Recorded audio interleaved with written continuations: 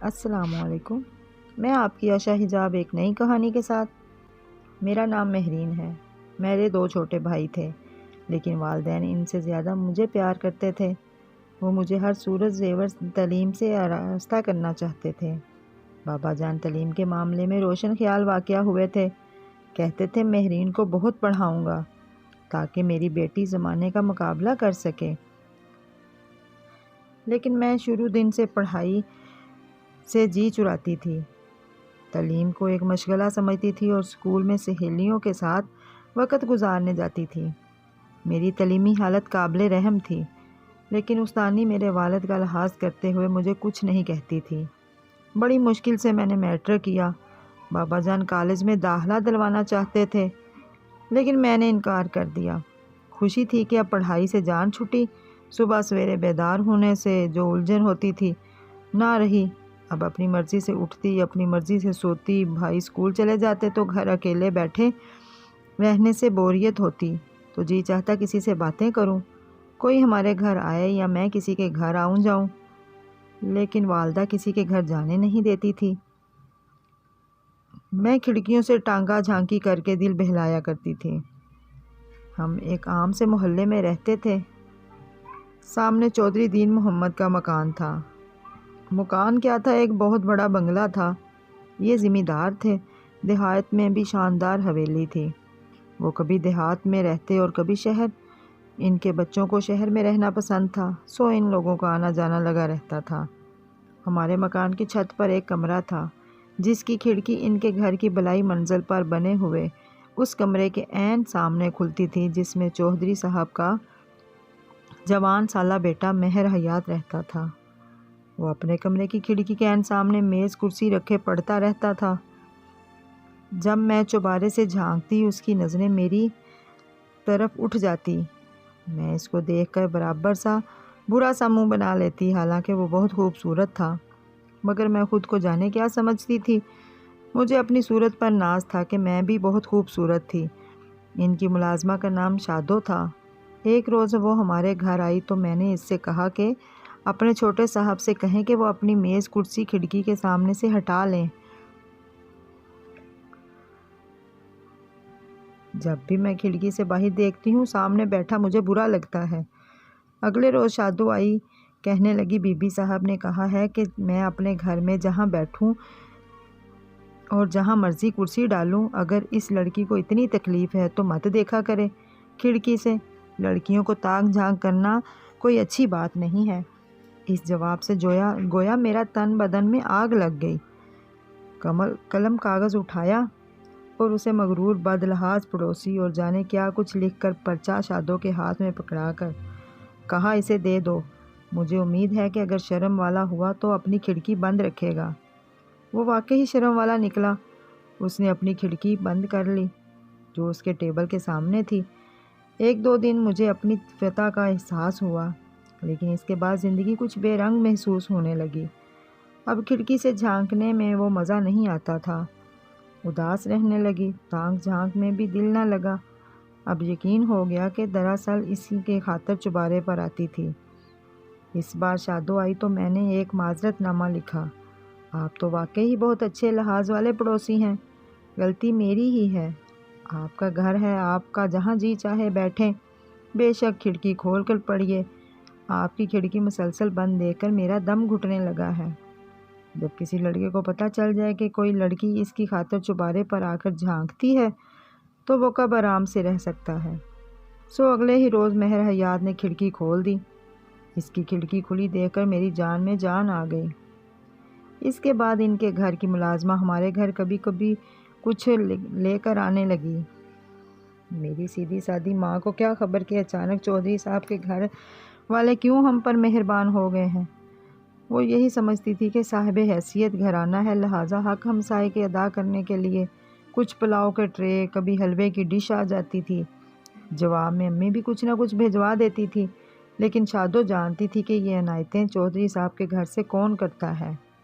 وہ جب پکوان کی ڈش امی کو دیتی، میری ماں برتن خالی کرنے بروچی خانے چلی جاتی، تبھی وہ مجھ کو مٹھی میں پرچہ پکڑا دیتی۔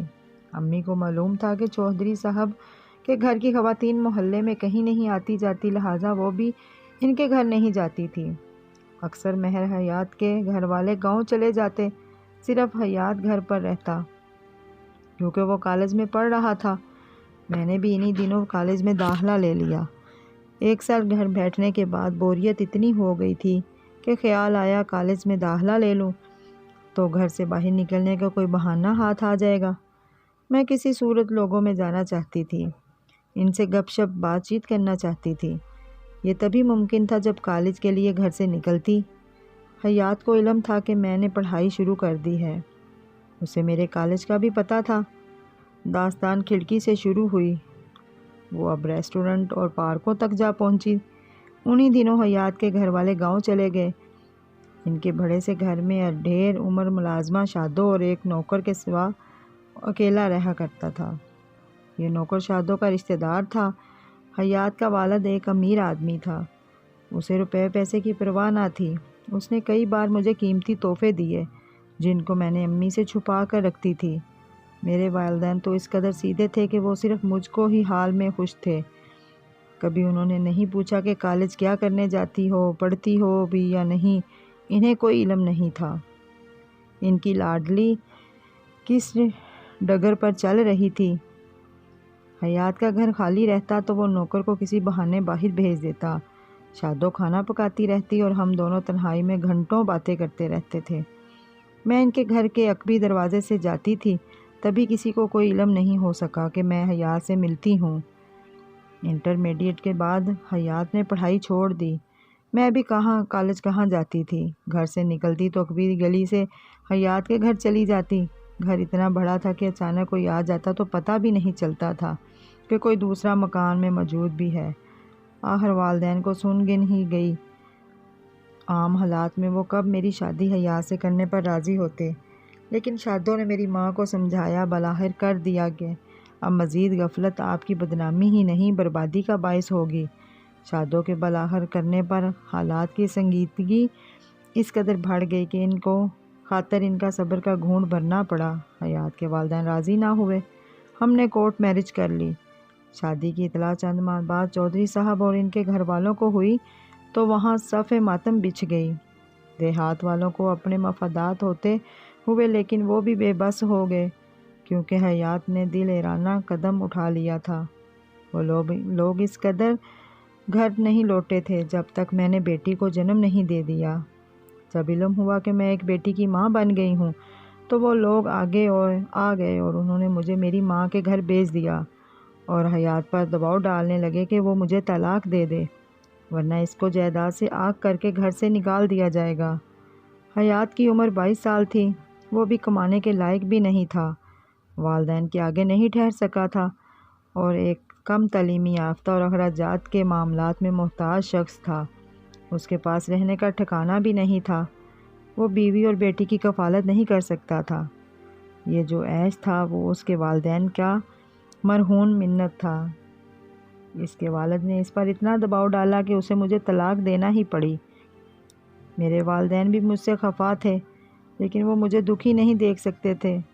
آخر والدین کے گھر نے مجھے پناہ دی۔ چودھری صاحب بیٹے کو گاؤں سے لے گئے اور اس کی شادی اپنی بھتیجی سے کر دی اور دوبارہ لوٹ کر نہیں آئے۔ میں 3 سال والدین کے ساتھ رہی، پھر والدین نے ایک اچھا رشتہ دیکھ کر میری شادی عاصم سے کر دی۔ وہ ایک سرکاری محکمے میں معمولی سا آفیسر تھے۔ امی نے میری بچی کو اپنے پاس رکھ لیا۔ میں دوسری شادی پر آمادہ نہ تھی مگر ماں باپ کے اصرار سے مجبور ہو گئی۔ آخر زندگی تو گزارنی تھی جس کے لیے ایک جائز سہارا لازمی تھا۔ عاصم اچھے انسان نکلے، وہ میرا بہت خیال رکھتے تھے، مجھ سے محبت کرتے تھے، کسی قسم کی انہوں نے مجھے کبھی تکلیف نہیں دی۔ میرے پاس ضرورت کی ہر چیز تھی۔ جب بھی بچی کی یاد ستاتی عاصم امی کے گھر جا کر اسے لے آتے۔ وہ امی پر ہلی ہوئی تھی، 2-4 دن ہمارے پاس بمشکل رہتی اور واپس جانے کی ضد شروع کر دیتی تو عاصم اسے پہنچانے جاتے۔ یوں ہی وقت گزرتا رہا یہاں تک کہ میں عاصم کے 2 بچوں کی ماں بن گئی۔ بچوں کی وجہ سے عاصم کو بھی دل سے قبول کر لیا۔ ان کے گھر میں اپنا گھر تسلیم کر لیا اور یہی گھر اب میرے لیے جنت کا گہوارہ بن گیا۔ بیٹی فریحہ کی کمی ضرور محسوس ہوتی تھی کیونکہ وہ کبھی امی کے پاس اور کبھی میرے پاس ہوتی تھی۔ اب وہ بڑی ہو گئی تھی، اسکول جاتی تھی۔ اسے علم تھا کہ عاصم اس کا سوتیلا باپ ہے۔ اس بات سے وہ کچھ ڈسٹرب رہتی تھی۔ عاصم دل کے اچھے تھے، وہ فریحہ اور اپنے بچوں میں فرق محسوس نہیں کرتے تھے۔ کافی عرصے تک مجھے حیات کے بارے میں علم نہیں ہوا اور نہ ہی والدین نے کبھی کچھ بتایا۔ حیات میں تعلیم مکمل کی اور آفیسر لگ گیا۔ اتفاق سے اس کا تبادلہ اسی جگہ ہوا جہاں ہم رہتے تھے۔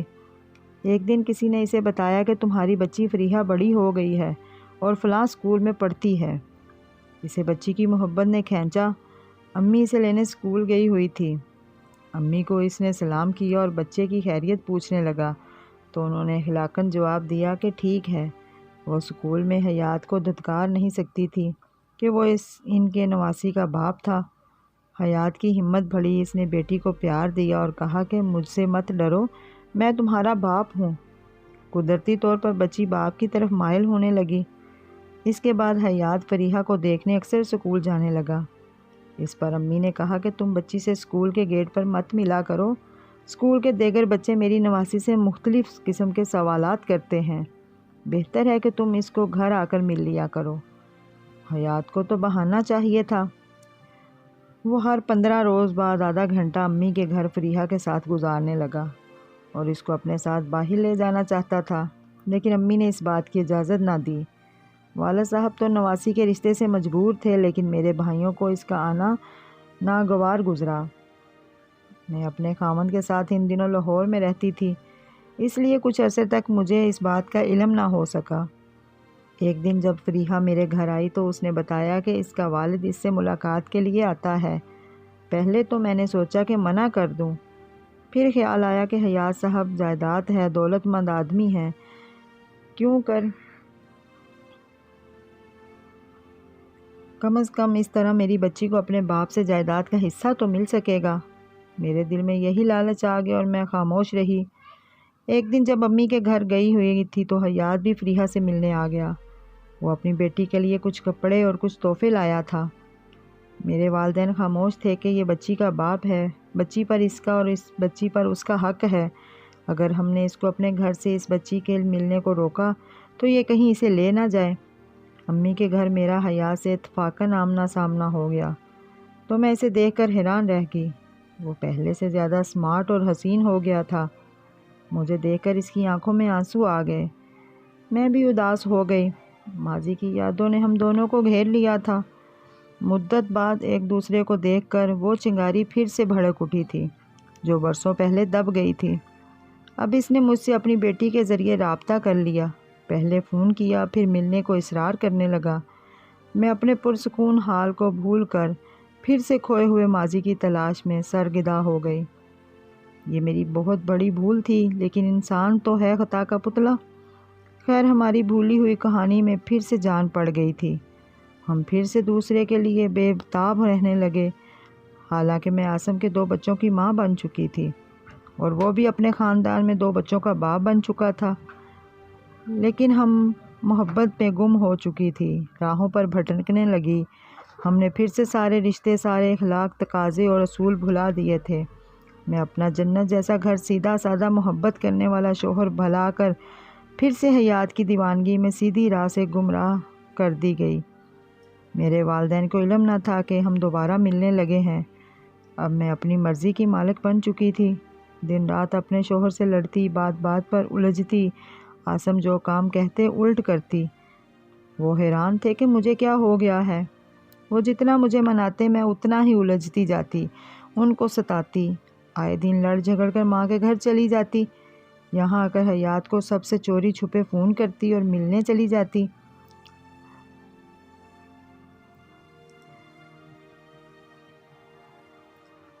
اب ہم پھر ایک دوسرے سے چوری چھپے ملنے لگے اور ایک ہونے کے منصوبے بنانے لگے۔ عاصم کے تو وہم و گمان میں بھی نہیں تھا کہ میں ایسا کچھ کر سکتی ہوں۔ وہ سوچ بھی نہیں سکتے تھے کہ میں دوبارہ اپنے سابقہ شوہر کی محبت میں مبتلا ہو جاؤں گی، کہ جس نے مجھے طلاق بنا قصور دے دی تھی اور اپنا ہنستا بستا گھر اجاڑ دوں گی۔ ان دونوں مجھ پر جنون سوار ہو گیا تھا۔ لگتا تھا کہ میں نے کبھی اپنے سابقہ شوہر کی محبت کو بلایا ہی نہیں تھا۔ وہ مجھے جس زمانے سے زبردستی چھین لیا تھا، کچھ دنوں کے لیے حالات کی شدت میں ڈوب کر سو گئی تھی، مگر مری نہیں تھی۔ تبھی تو میں آج ایک بار پھر سب کچھ برباد کر کے دوبارہ اس شخص کی ہونا چاہتی تھی، ہر قیمت پر اپنے کھوئے ہوئے ماضی کو زندہ کرنے، اسے حال اور پھر مستقبل میں بدل دینا چاہتی تھی۔ حیات کا کہنا تھا کہ اس وقت میں بے بس اور مجبور تھا، کچھ نہیں کر سکتا تھا، مگر آج حالات ایسے نہیں ہیں۔ آج میں خود مختار ہوں، بااختیار ہوں، جائیداد سے اپنا حصہ لے چکا ہوں، تعلیم مکمل کر کے آفیسر ہو گیا ہوں۔ آج میں جیسی چاہے زندگی گزار سکتا ہوں۔ اگر تم طلاق لے کر دوبارہ میری ہو جاؤ تو میں تمہارا اس جنت کو پالوں گا جو میں نے خود سے نہیں چھوڑی تھی، بلکہ مجھ سے زبردستی چھین لی تھی۔ حیات کے دل میں ایک سلگتے ہوئے زخم کی طرح اب بھی میں موجود تھی۔ وہ جھوٹ نہیں کہتا تھا، وہ مجھے حاصل کرنا چاہتا تھا، اپنے لیے اور اپنی بیٹی کے لیے، جبکہ حالات نے مجھے ایک اور شخص کے ساتھ باندھ دیا تھا جس کا اس سارے قصے میں کوئی قصور نہیں تھا۔ انسان کبھی کبھار اتنا خود غرض ہو جاتا ہے کہ اس کو صرف اپنی خوشی کا اصول یاد رہتا ہے۔ حیات بھی خود غرض بن گیا تھا۔ وہ یہ بھول گیا تھا کہ اس نے مجھے خود طلاق دی تھی، تبھی میں کسی اور کی بیوی بنا دی گئی تھی، اور اب میں کسی اور کی بیوی، اس کے 2 بچوں کی ماں بھی تھی۔ لیکن حیات اتنی بڑی حقیقت کو خاطر میں نہ لا کر مجھے سار رہا تھا۔ میں اس کے ہاتھوں میں کھلونا بنی ہوئی تھی۔ پہلے پہل میرے جھگڑوں سے بھی عاصم کو اندازہ نہ ہوا کہ ان کی دنیا جلنے والی ہے۔ وہ سیدھے سادے انسان تھے، میں جس قدر تنگ کرتی وہ اس زیادہ مجھ سے خوش کرنے کی کوشش کرتے۔ وہ گہری سوچ بوجھ کے مالک نہ تھے، روزگار کے چکر میں صبح گئے شام کو لوٹے، ان کو علم ہی نہ تھا کہ کیا ہونے والا ہے۔ آخر مجھے ان کو بتانا پڑا کہ میں یہ سب اس لیے کر رہی ہوں کہ ان سے طلاق چاہتی ہوں۔ سچ بے شک کڑوا سہی، مگر اپنے پہلے شوہر کو ابھی تک نہیں بھلا سکی، اور اب اسی کے ساتھ دوبارہ زندگی بسر کرنا چاہتی ہوں۔ میں اپنی بیٹی کے والد سے دوبارہ شادی کر کے اس کا باپ گھر دینا چاہتی ہوں۔ میری باتیں سن کر عاصم پر بجلی گر پڑی۔ وہ سکتے میں رہ گئے، جیسے سانس لینا بھول گئے ہوں۔ وہ رو پڑے۔ اس نے بہت منت سماجت سے بولے، میں جانتا ہوں انسان زبردستی کسی کے ساتھ زندگی گزار کر خوش نہیں رہ سکتا، لیکن اپنے بچوں کا خیال کرو۔ ادھر تمہاری ایک بیٹی اور یہاں 2 بچے ہیں، تمہیں ان کا بھی خیال نہیں ہے۔ ان سے ان کے ماں باپ مت چھینو، میرے ساتھ گزارنے دن یاد کرو، کچھ میری بھلائیاں یاد کر لو۔ لیکن مجھ پتھر دل پر کوئی اثر نہ ہوا۔ میں نے کہا، زبردستی مجھے باندھ کے رکھ سکتے ہو تو رکھ لو، میرا دل تمہارے ساتھ نہیں، بہتر ہے کہ مجھے آزاد کر دو۔ انہوں نے اس کے بعد خاموشی اختیار کر لی، اور چند دن بعد اس شرط پر طلاق دے دی کہ میرے بچے ساتھ نہیں لے کر جاؤں گی۔ میں نے یہ شرط بھی منظور کر لی۔ تب مجھے حیات کے سوا کوئی نظر نہیں آتا تھا۔ طلاق سے میرے والدین بہت دکھی ہوئے تھے۔ میں خوش تھی، عدت میں نے اپنی پھپھو کے گھر گزاری اور حیات سے نکاح کر لیا۔ اس بار نکاح میں میرے والدین شریک نہ ہوئے، مگر میں خود اپنے مقصد کو پا کر اس قدر خوش تھی کہ عاصم کے بچوں کو بھی بھلا دیا، جیسے میں نے ان کو جنم نہ دیا ہو۔ مجھے یاد تھی تو بس فریحہ، جو ابھی تک میری والدہ کے پاس تھی، لیکن میں نے ماں باپ کو کتنا دکھی کر دیا۔ حیات نے مجھے علیحدہ گھر لے کر اسے سجا سنوار کر دیا۔ میں اس میں رہنے لگی، فریحہ کو اپنے پاس بلا لیا۔ حیات کے کچھ دن بیوی کے پاس جاتے، پھر میرے پاس آ جاتے۔ کچھ عرصہ یہ سلسلہ چلا، آخر میری سوتن کو پتہ چل گیا کہ حیات نے مجھ سے دوبارہ شادی کر لی ہے۔ جب میں نے حیات کے بیٹے کو جنم دیا تو میری سوتن نے کہا کہ تم 2 حصوں میں بٹ گئے ہو۔ اگر مہرین کو یہاں لے آؤ، اس طرح کم از کم ہم اکیلے ہوں گے اور تمہارے بچے وہاں اکیلے ہوں گے۔ حیات بھی یہی چاہتے تھے، لہٰذا وہ مجھے سوتن کے پاس لے گئے اور میں بھی اس گھر میں رہنے لگی۔ حیات سے شادی کے 2 سال بعد اچانک ہی میرے دل میں کسی خلا نے جنم لے لیا۔ اور اب مجھے رہ رہ کر احساس ہونے لگا کہ میں نے عاصم سے طلاق اور حیات سے دوبارہ شادی کر کے سخت غلطی کی۔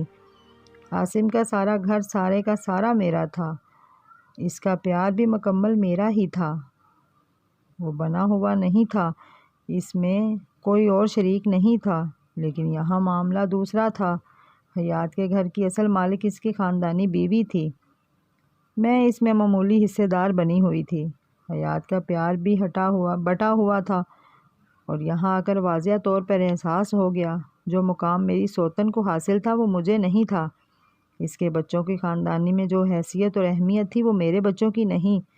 حیات اس کا پورا خاندان اور اسی خاندانی بیوی کو بچوں کو زیادہ اہمیت دیتے۔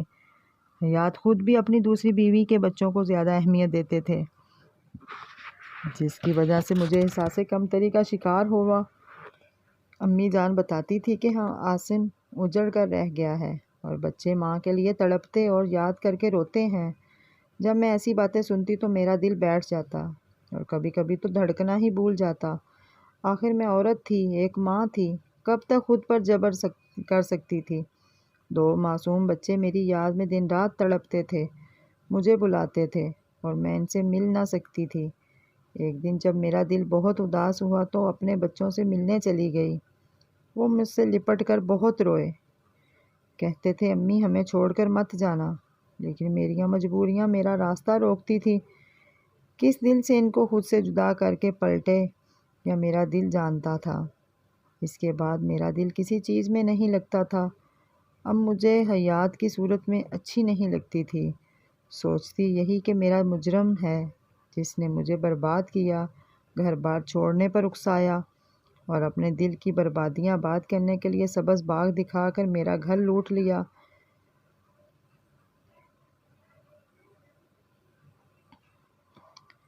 اور میرے بچے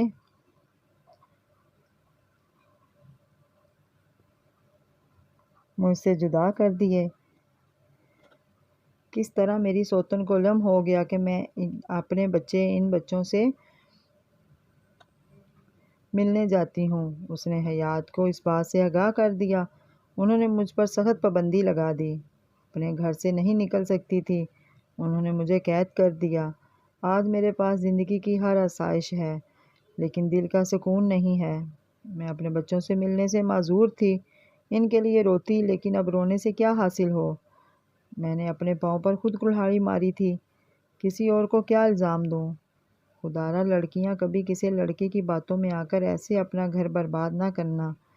آج میں کہتی ہوں ایسی زندگی سے موت بہتر ہے۔ آپ کو میری آج کی کہانی کیسی لگی؟ کمنٹ باکس میں ضرور بتائیے گا۔